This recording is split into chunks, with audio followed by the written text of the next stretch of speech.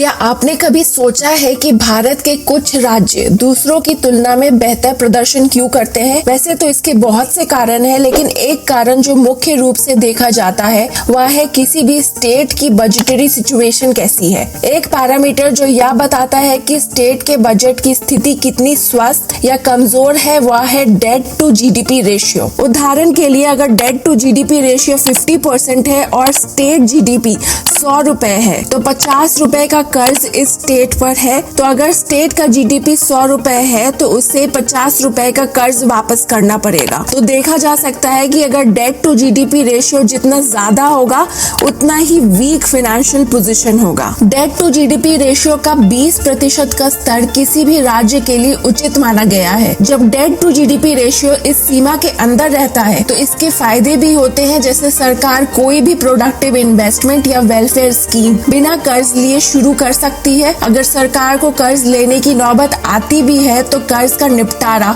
Healthy financial condition की होने की वजह से आराम से किया जा सकता है। जब फाइनेंशियल पोजीशन स्टेबल होती है तो क्रेडिट रेटिंग एजेंसीज जैसे कि standard and poor's, Fitch, Moody ये क्रेडिट रेटिंग अच्छी देते हैं, जैसे कि AAA, AA। अभी भारत की क्रेडिट रेटिंग BBB नेगेटिव है। क्रेडिट रेटिंग जितनी अच्छी होती है उतना ही उस देश को उस अर्थव्यवस्था पर भरोसा होता है। अच्छी क्रेडिट रेटिंग तो तभी मिलेगी जब डेट टू जीडीपी रेशियो कम होगा। आरबीआई ने अपने रिपोर्ट में भारत के राज्यों के बढ़ते डेट टू जीडीपी रेशियो के प्रति चिंता जताई है। ऐसे 5 राज्य हैं जिनका डेट टू जीडीपी रेशियो काफी ज्यादा है। पंजाब का 53.3% है, वेस्ट बंगाल का 48.8%, राजस्थान का 39.8% है, केरला 38.3% और आंध्र प्रदेश 37.6%। इन राज्यों की इतनी खराब फाइनेंशियल पोजीशन के पीछे 3 कारण हैं। पहला कारण है सरकार द्वारा लोगों में फ्रीबीज बांटना। पॉलिटिकल पार्टीज लोगों को अपने तरफ आकर्षित करने के लिए मुफ्त बिजली, मुफ्त पानी के रूप में फ्रीबीज का ऐलान करती हैं। मेरे कहने का ये मतलब नहीं है कि गरीबों को कुछ सहूलियत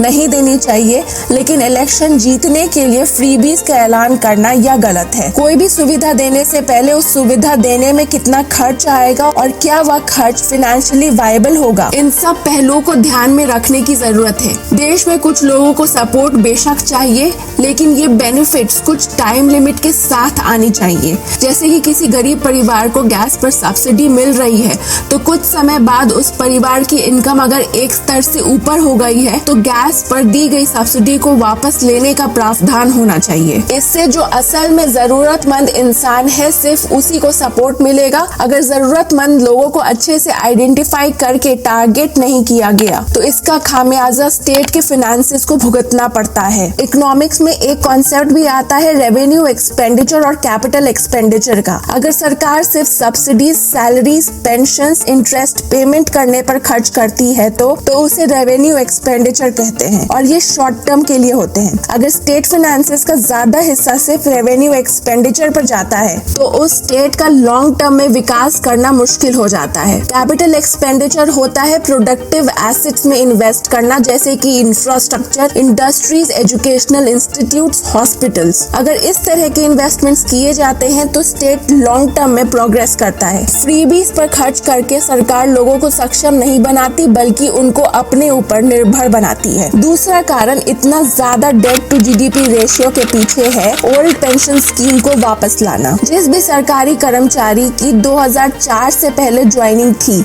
वे ओल्ड पेंशन स्कीम के अंतर्गत आते हैं और 2004 के बाद ज्वाइनिंग वालों पर न्यू पेंशन स्कीम लागू होना था। ओल्ड पेंशन स्कीम में जो भी एम्प्लॉय की लास्ट ड्रॉन सैलरी होगी उसका 50% प्लस डियरनेस अलाउंस पेंशन के रूप में मिलना तय था। यह पेंशन स्कीम मार्केट लिंक्ड नहीं है तो इसका मतलब किसी भी हाल में यह पेंशन सरकारों को देनी ही होगी, चाहे सरकार की फाइनेंशियल स्थिति घाटे में क्यों ना हो। उदाहरण के लिए अगर किसी एम्प्लॉय की लास्ट ड्रॉन सैलरी 1 लाख रुपए है तो उसे 50,000 प्लस डियरनेस अलाउंस का पेंशन किसी भी हाल में मिलेगा, लेकिन न्यू पेंशन स्कीम में ऐसा नहीं है। अगर मान लीजिए किसी भी एम्प्लॉय की सैलरी डे 1 से 50,000 रुपए है तो वह एम्प्लॉय 10% सैलरी का पेंशन फंड में इन्वेस्ट करेगा और उसका एम्प्लॉयर यानी कि सरकार भी 10% इन्वेस्ट करेगी। ऐसा कार्य पूरी नौकरी के दौरान होता रहेगा।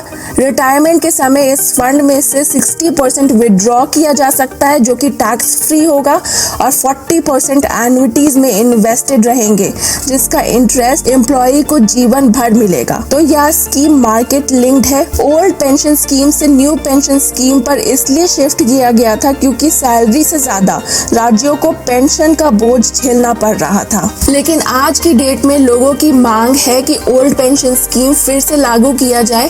राजस्थान ने तो इसे लागू भी कर दिया है। अगर ओल्ड पेंशन स्कीम को फिर से वापस लाया जाता है तो पॉलिटिकल पार्टीज को इस मुद्दे पर वोट्स तो जरूर मिलेंगे और करंट जनरेशन खुश भी हो जाएगी, लेकिन आने वाले फ्यूचर जनरेशंस को इसकी भरपाई करनी पड़ेगी। अंग्रेजी में कहावत है that there are no free lunches, कुछ भी मुफ्त में नहीं मिलता। इसका दाम आने वाली सरकारें टैक्सेस को बढ़ाकर वसूलेंगी। अभी ही राज्यों की फाइनेंशियल पोजीशन खराब है, तो ओल्ड पेंशन स्कीम को वापस लाने से जो डेवलपमेंट रिलेटेड एक्सपेंडिचर्स होते हैं उन पर कॉम्प्रोमाइज करना पड़ेगा। इससे विकास की गति में कमी आएगी। तीसरा कारण डेट टू जीडीपी रेशियो के हाई होने के पीछे है पावर डिस्ट्रीब्यूशन कंपनीज का लॉसेस में जाना। अगर हम पावर सेक्टर को देखें तो इस तरह का वैल्यू चेन पाया जाता है। पावर जनरेट किया जाता है, फिर इलेक्ट्रिसिटी को ट्रांसमिट और डिस्ट्रीब्यूट किया जाता है और फिर पावर की ट्रेडिंग होती है। यहाँ पर इलेक्ट्रिसिटी डिस्ट्रीब्यूशन कंपनीज जो है वे ज्यादातर सरकारी कंपनियां हैं जो कि लॉसेस में चल रही हैं। पावर सेक्टर भी सरकारों द्वारा वोट्स पाने के लिए इस्तेमाल किया जाता है। एक कॉन्सेप्ट है क्रॉस सब्सिडाइजेशन का, जिसकी वजह से फार्मर्स और स्मॉल स्केल इंडस्ट्रीज को कम दामों पर बिजली दी जाती है और कमर्शियल और रेसिडेंशियल कंज्यूमर्स को ज्यादा दामों पर।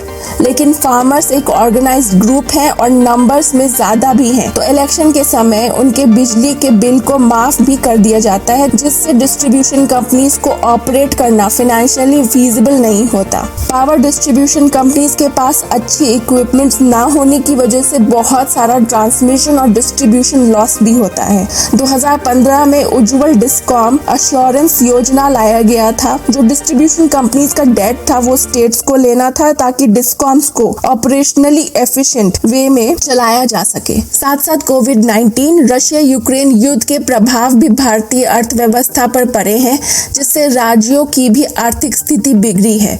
हमारे राजनेताओं और पॉलिसी मेकर्स को शॉर्ट टर्म फ्रीबीज और लॉन्ग टर्म वेलफेयरिज्म में फर्क करना पड़ेगा। शॉर्ट टर्म फ्रीबीज देकर भले ही शॉर्ट टर्म में मुश्किलों को कम किया जा सकता है, लेकिन अगर सच में लोगों को एम्पावर करना है, ह्यूमन कैपिटल को विकसित करना है, तो अच्छी एजुकेशन, हेल्थ केयर, इंफ्रास्ट्रक्चर में इन्वेस्ट करना ही पड़ेगा। इन शॉर्ट टर्म और लॉन्ग टर्म गोल्स में एक तरह का बैलेंस बनाने की जरूरत है, नहीं तो फ्रीबीज देने में सरकारें अगर लग गईं तो रियल डेवलपमेंटल एक्सपेंडिचर पर कॉम्प्रोमाइज करना पड़ सकता है। अभी तक के लिए इस वीडियो में इतना ही। अगर आपको ये वीडियो अच्छा लगा तो वीडियो को लाइक कीजिए और चैनल को सब्सक्राइब कीजिए। आपका वीडियो देखने के लिए बहुत बहुत धन्यवाद।